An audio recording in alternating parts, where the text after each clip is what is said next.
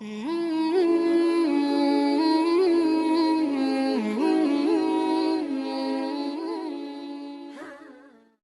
شریف میں ہے کہ حضرت عمر نے ایک نشائی کو پکڑا جس کا روزہ نہیں تھا. یہ نشے والے لوگ بہت تکلیف میں ہوتے ہیں، خاص کر جب افطار کا وقت قریب ہوتا ہے تو قسم قسم کے عجائبات بیان کرتے ہیں. نزدی و تمہارا نشائی تھا نہ نسواری بھی نشائی ہے تو دیکھو ڈیر طبیعت خراب ہے.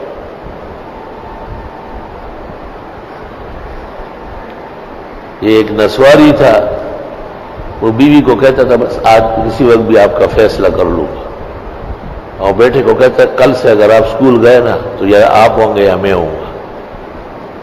اور جیسے ہی وقت داخل ہوتا وہ پختون علاقوں میں اذان سے افطار ہوتا ہے. ناغا نسوار فلک و رومانڈر پکلار شو بوز بوش روڑی بو خواہ. پھر وہ بیوی پوچھتی تھی کہ کیا مسئلہ ہے میرا؟ کہ کچھ بھی نہیں، میں نے کب کہا ہے؟ تو وہ یاد جوڑ نسوار پالم کے بڑھنگے دو اور پانخور تو توبہ استغفر اللہ واتوب الیہ. میں نے پانخوروں کے ساتھ کافی وقت گزارا، اکٹھے رہے. ایسی کیفیت ہوتی ان کی بوقت افطار کچھ پہلے جیسے بس سیموت ہو، ابھی مرنے والا ہے، روح دے رہا ہے. اس سے پتہ چلتا ہے کہ یہ بھی نشائی ہے، اور عرفی و عاداتی قسم کا نشہ یہ بھی ہے کیونکہ سکون طبع کو متزلزل کرتا ہے. سکون طبع. اور ہمارا ایک ساتھی ہے، وہ اکثر 3-4 گھنٹے جب گزر جائے تو کوئی نہ کوئی چیز کھانے کے چکر میں ہوتا ہے.